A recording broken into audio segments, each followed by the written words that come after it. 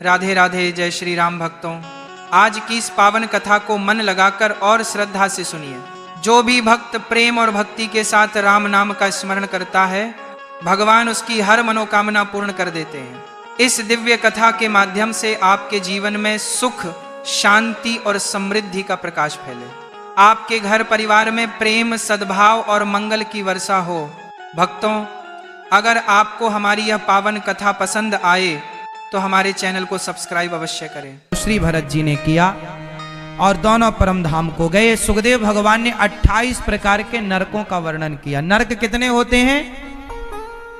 जो जैसा पाप करता है वैसे नरक में जाता है। अच्छा, नरक में जाने से बचना हो तो क्या करना पड़ेगा? अजामिल नाम के एक ब्राह्मण थे, उन्होंने मरते समय क्या बोला था? अजामिल ने जोर से नारायण। आप लोग भी मरते समय क्या बोलेंगे? हाँ, यदि बोलेंगे नारायण तो गति बन जाएगी, और भूल गए नारायण तो गति बिगड़ जाएगी।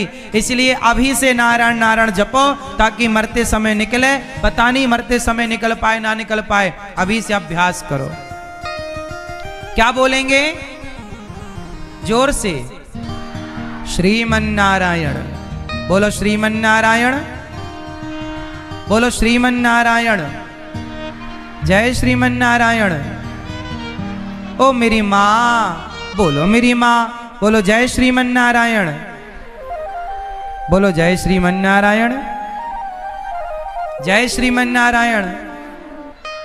हाँ हाँ, मैया तेरे पाँव पड़ूं एक बार, राधे बोल। बोलो मेरी माँ। नहीं बोलोगी तो मैया तेरे पाँव पड़ूं, जय श्रीमन नारायण बोल। मैया तेरे पाँव पड़ूं, जय श्रीमन नारायण बोल। मैं पाँव पड़ूं आपके, बोल दो, क्योंकि ये नारायण का नाम ही तुम्हारे काम आएगा। ये जमी पर संसार में जो धन दौलत कमाई सब धरी रह जाए। भैया तेरे पाँव पड़ो, जय श्रीमन नारायण बोल। भैया तेरे पाँव पड़ो, जय श्रीमन नारायण बोल। जय श्रीमन नारायण बोल। जय श्रीमन नारायण बोल। जय श्रीमन नारायण बोल। जय श्रीमन नारायण बोल। जय श्रीमन नारायण बोल। जय श्रीमन नारायण बोल। जय श्रीमन नारायण बोल। जय श्रीमन नारायण बोल। मैया तेरे आजी, मैया तेरे हो, मैया तेरे पाँव पड़ो एक बार, राधे बोल। मैया तेरे पाँव पड़ो एक बार, राधे बोल। मैया तेरे पाँव पड़ो, जय श्रीमन नारायण बोल। मैया तेरे पाँव पड़ो एक बार, राधे बोल। तो आप लोगों के पाँव पड़ूं मैया भैया, ये नारायण नारायण बोलना, ये आपके भले की बात कर रहा हूं। मैया क्या बोलोगी मेरी माँ? बोलो सीताराम, बोलो राधे श्याम, जय श्रीमन नारायण। या तो नारायण बोलो, या राम बोलो, या कृष्ण बोलो, तीनों का मतलब एक ही है। राम नाम बोलो, कृष्ण नाम बोलो, और नाम बोलते रहो, काम करते रहो, नाम जपते रहो, ये नाम काम आएगा। अजामिल जैसा पापी मैया, बड़ा पापी था अजामिल। 88 साल का हुआ तो यमदूत आए, चल तुझे लेकर चलें। यमदूत पकड़ कर ले जाने लगे तो अजामिल ने बेटे को बुलाया। बेटे का नाम क्या था? क्या नाम था बेटे का? नारायण। बुलाया। दूरे क्रीडन का सक्तम पुत्रम नारायणावयम प्लावितेन स्वरेण उच्चैराजु हावा जितेंद्रिया। बेटा नारायण बुलाया था बेटे नारायण को, सुन लिया पिता नारायण ने, परमात्मा नारायण ने सुन लिया, और परमात्मा ने पार्षदों को भेजा, जाओ मेरा भक्त पुकार रहा है, लेकर आओ। केवल नाम के बल पर अजामिल की सदगति हो गई मेरी मां। किसके बल पर? इसलिए आप लोग काम करते रहो, नाम जपते रहो, मन से गोविंद गोपाल गाते चलो। काम करते रहो और नाम। अजामिल का उद्धार हुआ। एक बार गुरुजी ने अपने एक बार इंद्र ने अपने गुरुजी का अपमान किया। पार्षदों ने अजामिल को 12 साल की उम्र और दी। भगवत चिंतन करते हुए अजामिल की परम गति हुई। एक बार इंद्र ने अपने गुरुजी का अपमान किया और इंद्र ने गुरुजी का जब अपमान किया तो गुरुजी नाराज होकर चले गए। तब इंद्र ने विश्वरूप इमरजेंसी में विश्वरूप जी को गुरु बनाया और विश्वरूप ने यज्ञ किया। यज्ञ में राक्षसों को आहुति डाल दी। इंद्र नाराज होकर गुरु का सिर काटा। तब इंद्र को ब्रह्म हत्या लगी। 4 स्थानों पर बांटी। इंद्र ने ब्रह्म हत्या स्त्रियों को दे दी, रज के रूप में दिखती है, जल को दे दी झाग के रूप में, वृक्षों को गोंद के रूप में, पृथ्वी को बंजर भूमि के रूप में। ये ब्रह्म हत्या नजर आती है। तब महर्षि त्वष्टा ने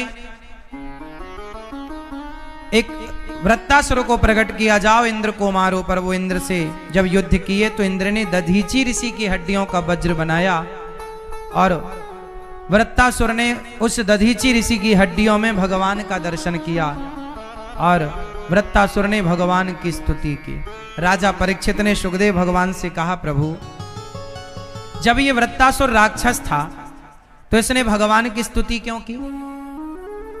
तब सुखदेव भगवान बोले, ये वृत्तासुर पिछले जन्म का बहुत बड़ा भक्त था, इस जन्म में राक्षस है।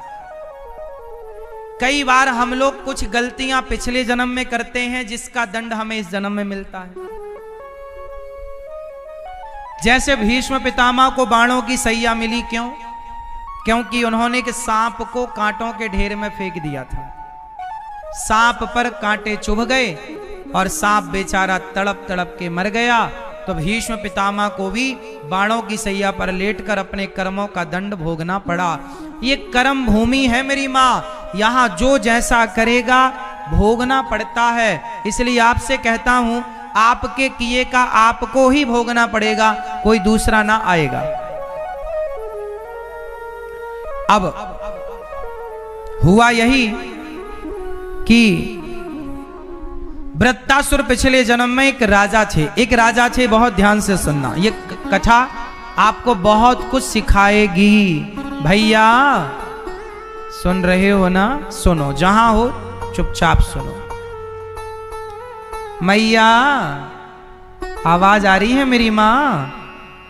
तो सुनो फिर। एक राजा थे, जितने लोग पांडाल के भीतर हैं उतने लगभग बाहर भी दिख रहे हैं। तो आप लोग बड़े प्रेम से आए हैं कथा सुनने, जैसे जहां जगह मिली। कुछ लोग तो देखो बेचारे नीचे बिछात नहीं है तो भी बेचारे खेतों पर माटी पर बैठ के कथा सुन रहे। इनकी श्रद्धा को प्रणाम करना तो बनता है ना। आप सबकी श्रद्धा और आपकी आस्था को हम प्रणाम करते हैं। कुछ लोग धूप में बैठे हैं, कुछ लोग मिट्टी पर ही बैठ गए खेतों पर, और आप बैठ के सुन रहे हैं। आपके इस प्रेम को, इस भक्ति को हम कोटि कोटि वंदन करते हैं, आपकी आस्था को नमन करते हैं। ये भगवान के प्रति आप लोगों की श्रद्धा ने ही आज इस कली काल में भी धर्म को बचाए रखा है, वरना ये धर्म रसातल में चली जाती है पृथ्वी, यदि आप जैसे अच्छे भक्त ना होते तो। मुझे खुशी है कि आप जैसे अच्छे भक्तों को कथा सुनाने का मुझे सौभाग्य मिल रहा है। अब सुनो, बहुत अच्छी बात हम आपको सुनाएंगे जो आपके हित में है। सुनिए प्रिय भक्तों, एक राजा है, एक राजा थे, उनका नाम था चित्रकेतु। उनकी पत्नी का नाम था कृतद्युति। बहुत सारी पत्नियां थी उनकी, पर दुर्भाग्य देखिए कि राजा की पत्नियां तो बहुत थीं पर पुत्र नहीं था। राजा बड़े दुखी रहने लग गए कि मेरा पुत्र नहीं है। एक संत से कहा राजा ने कि महाराज मुझे पुत्र चाहिए।